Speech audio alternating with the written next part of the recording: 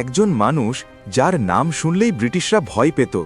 জঙ্গলের ভিতর থেকে শুরু হয়েছিল এক ভয়ঙ্কর বিদ্রোহ।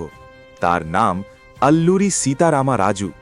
১৯২২ সালে ব্রিটিশরা ভারতের জঙ্গলে নতুন আইন চালু করল।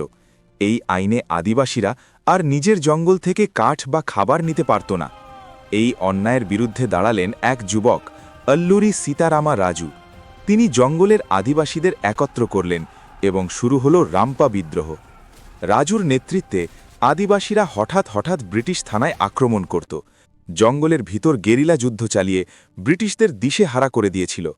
প্রায় ২ বছর ধরে ব্রিটিশরা তাকে ধরতে পারেনি, কারণ রাজু জঙ্গলকে নিজের দুর্গ বানিয়ে ফেলেছিলেন।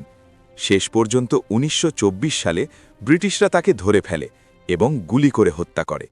কিন্তু আজও অন্ধ্রপ্রদেশের জঙ্গলে মানুষ তাকে মনে রাখে মন্যাম বীরুড়ু, অর্থাৎ জঙ্গলের বীর।